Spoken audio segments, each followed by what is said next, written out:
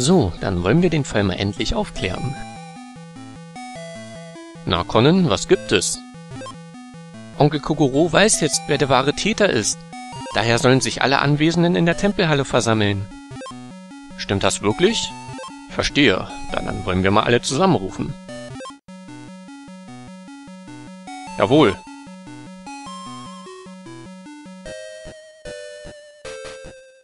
So, die Eckpunkte zu diesem Fall sind nun alle beisammen. Bevor ich den Fall aber vor den anderen aufkläre, sollte ich meine Gedanken nochmal ordnen. Oh, wie jetzt? Das hast du noch nicht gemacht und du rufst schon alle zusammen? Na gut, dann machen wir es nochmal schnell. Ein seltsamer Fall ist das. Also gut, dann werde ich mal meine Gedankengänge in eine Reihe bringen. So, jetzt kommt ein kleines Quiz zu dem Spiel, also wie der Fall stattgefunden hat, sollen wir jetzt nochmal alles beantworten. Daher steht das Q1 hier wahrscheinlich für Question 1, also Frage 1. Das habe ich auch schon bei einer Japanerin gesehen, die das Spiel gespielt hat. Die war hier auch etwas ratlos erst, aber ich denke mal, das steht für Question 1. Ich habe es jetzt auch mal so gelassen und nicht weiter übersetzt. Zunächst die Waffe, die zum direkten Tod des Opfers, in diesem Fall Motojima, geführt hat. Das war... Ja, das Kabel war ja nicht die Tatwaffe.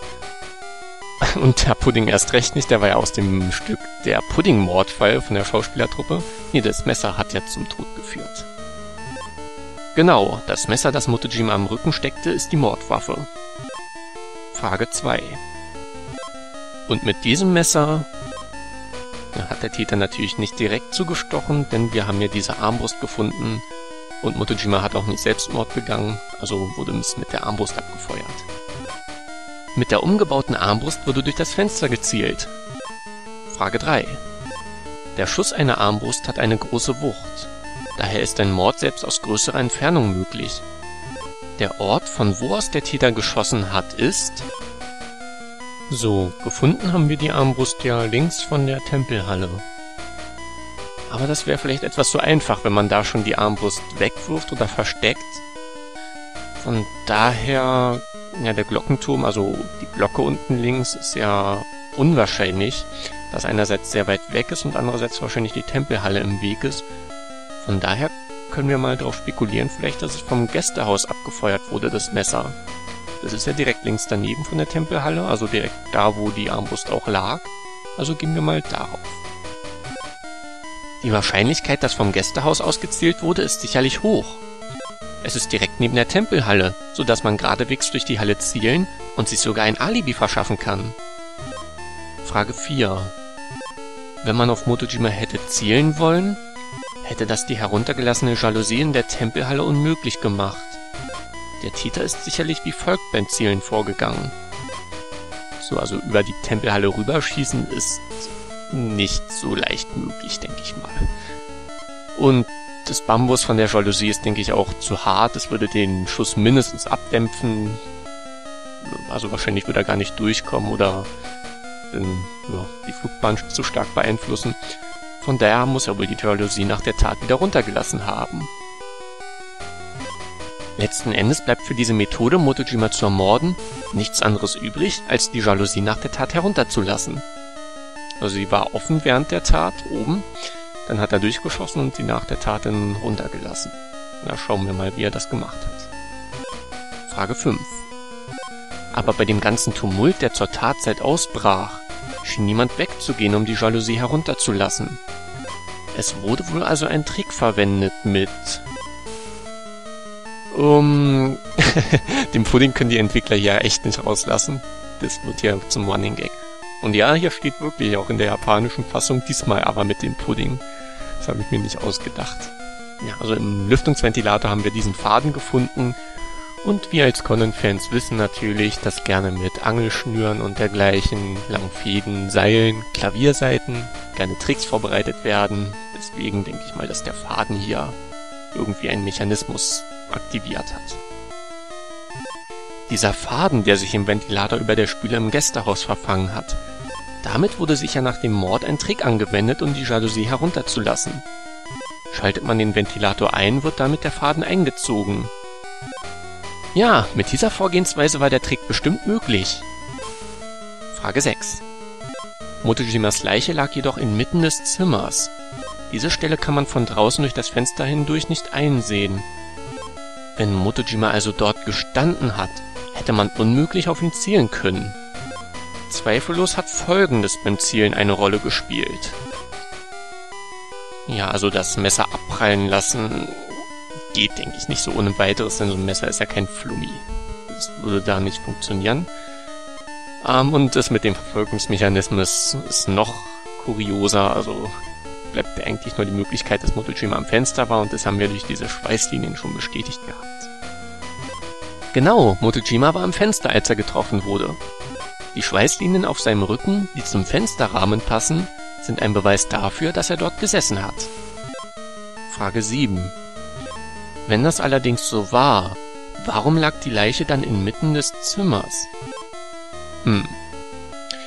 Jemand hat die Leiche bewegt, die Wucht des Messers hat ihn weggestoßen, also das wäre jetzt etwas zu viel Wucht, das ist wahrscheinlich nicht möglich, und er hat sich nach Eintritt des Todes bewegt. Also ich kann ja dazu sagen, wenn man die Antwortmöglichkeit hier wählt, ich habe das mal probiert, kommt eine ganz lustige Antwort, denn kommentiert Conan nämlich, dass Motojima kein Zombie ist, und demnach bleibt eigentlich nur, dass jemand die Leiche bewegt haben muss. Ausgehend davon, dass ein Kabel um den Hals der Leiche geschlungen war, muss jemand das Zimmer betreten haben, nachdem Motojima ermordet wurde, aber noch bevor wir in das Zimmer kamen. Es ist denkbar, dass diese Person die Leiche bewegt hat. Frage 8. Aber Moment mal, nach einer Zeugenaussage wurde Motojima stranguliert. Wie kam dieser Widerspruch bloß zustande? Die Zeugen haben am Tatort sicherlich Folgendes gesehen. Also eine Fehleinschätzung. Maria hat das ja eigentlich schon ziemlich gut bezeugt und sie ist ja eigentlich auch ganz vertrauenswürdig. Eine Vortäuschung?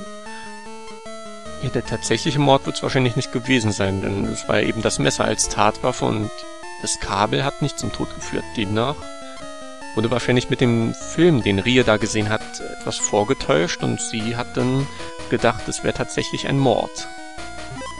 Rie und Itaya haben nur Schatten gesehen. Waren diese Schatten wirklich Teil des Verbrechens? Aber ja doch. Der Täter hat im Voraus auf die Filmrolle, von der projiziert wurde, zusätzlich Schatten einbearbeitet, die einen Mord vortäuschen. Das hat den Zeugen dann vorgegaukelt, dass die Szene tatsächlich stattgefunden hat. Und es gibt nur eine Person, der so ein Trick zuzutrauen ist. Frage 9. So, kommen wir zum Knackpunkt dieses Falls. Welche Person hat das Zimmer nach dem Verbrechen, aber noch bevor wir gekommen sind, betreten? Und aus welchem Anlass hat sie es betreten? Wie viele Personen sind es überhaupt, die Motojima ermorden wollten? So, hier kommt jetzt ein ganz neuer Aspekt, den wir so noch nicht so direkt betrachtet haben. Aber wir hatten ja festgestellt, dass es 2 Tricks gibt. Also einerseits den mit dem Messer scheinbar und andererseits das mit dem Kabel. Und die Todesursache wurde durch das Messer herbeigeführt. Da wir 2 Tricks haben, gehen wir mal von 2 Personen auch aus. Richtig, es sind 2 Personen, die Motojima zu diesem Zeitpunkt ermorden wollten. Die beiden wollten, unabhängig voneinander, Motojima umbringen und taten das zur gleichen Zeit.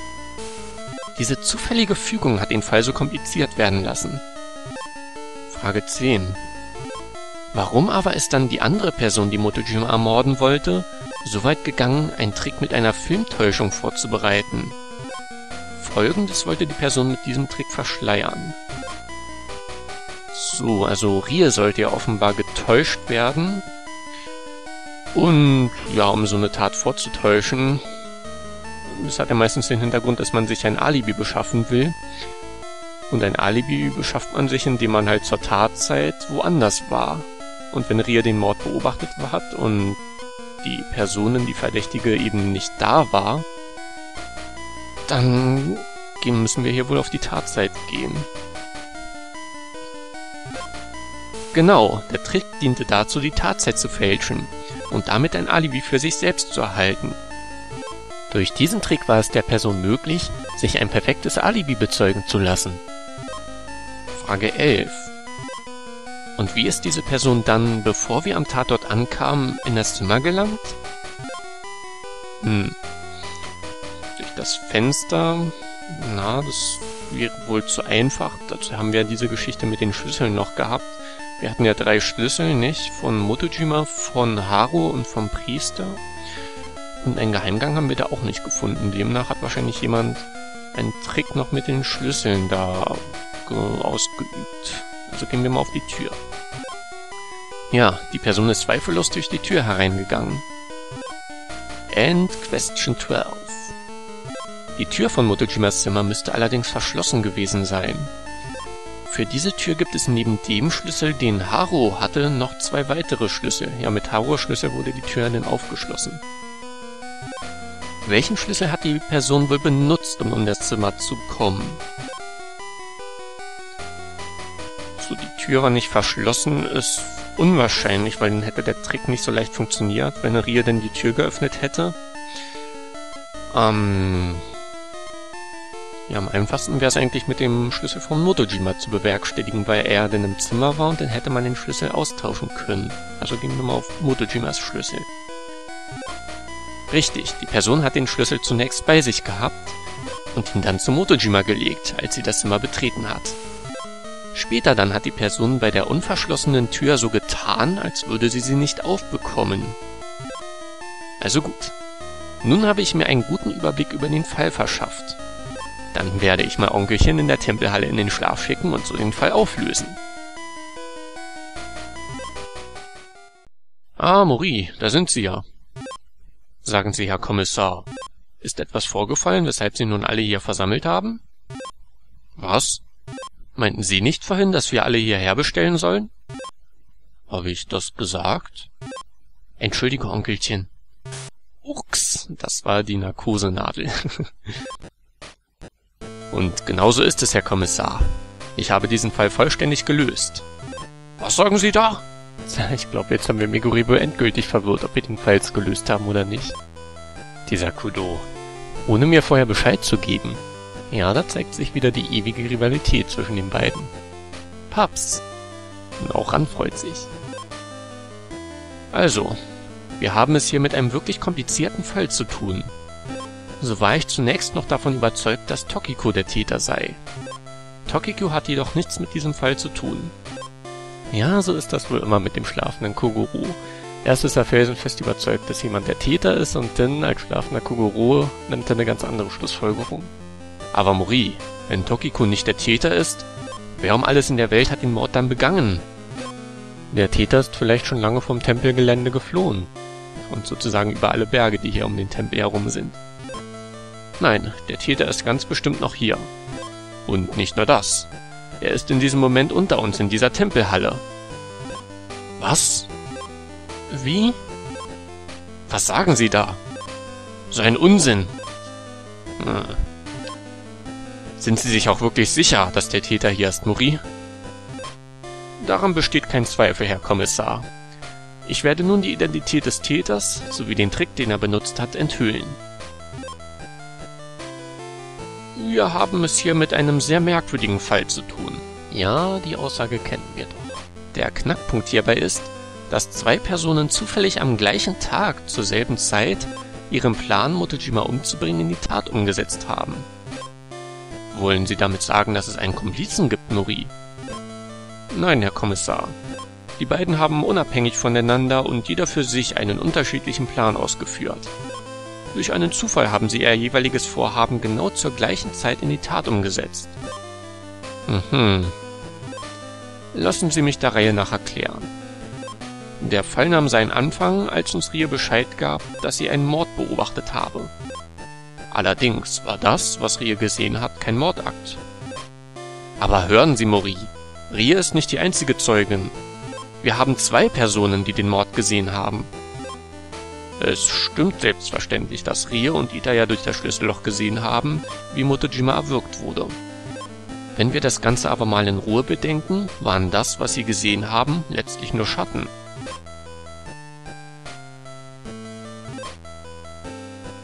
Nur Schatten?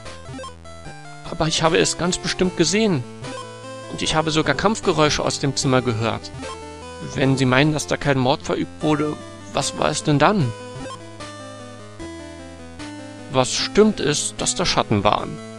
Sie haben künstliche Schatten gesehen, die zusammen mit dem Film auf die Leinwand geworfen wurden. Mit den aufgenommenen Geräuschen, die dann noch zu hören waren, kamen sie zu der Überzeugung, dass der Mord tatsächlich stattfand. Das ist völlig natürlich, zumal das alles unerwartet kam. Zudem war doch neben ihnen noch ein weiterer Zeuge, der sich sehr unruhig verhalten hat. Was sie aber gesehen haben, war kein Mordakt. Das waren bloß schwarze Silhouetten, die im Voraus auf dem Film gespielt wurden. Was? Silhouetten? Das kann doch nicht sein.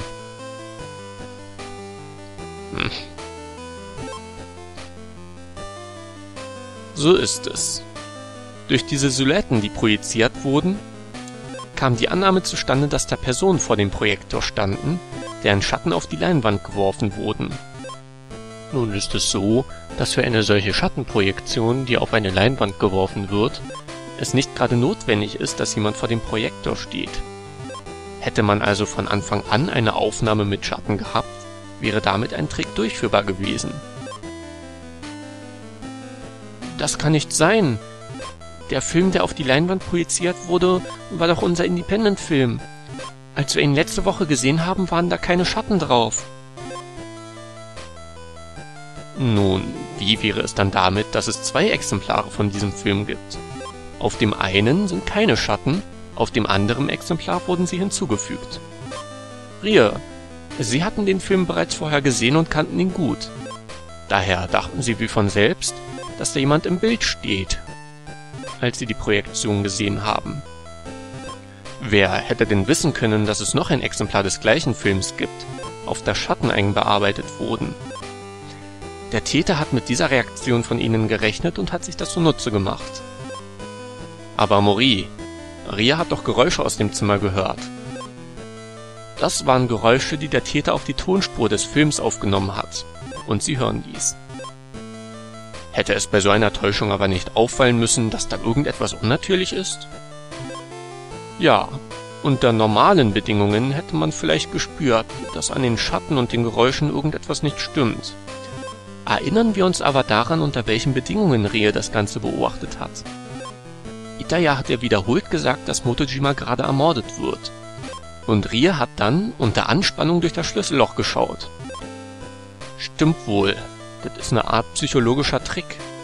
Wenn man ruhig ist, fällt es einem leicht, bei einer Beobachtung die Situation richtig einzuschätzen. Wird man aber von Anfang an auf diese Weise beeinflusst, ist es ein leichtes, getäuscht zu werden oder dass man es sich bewusst ist. Hätte es mehr Augenzeugen gegeben, wäre das so nicht durchführbar gewesen. Aber so konnte der andere Augenzeuge sie mit seinen Worten in die Irre führen. Das kann ich nachvollziehen, und er meldet sich sogar Maran zu Wort. Außerdem war es schwierig, durch das kleine Schlüsselloch die Situation richtig einzuschätzen. Ja, war natürlich schwer für Rie jetzt. Klingt plausibel. Dann ist der Täter, der diesen Trick benutzt hat, also...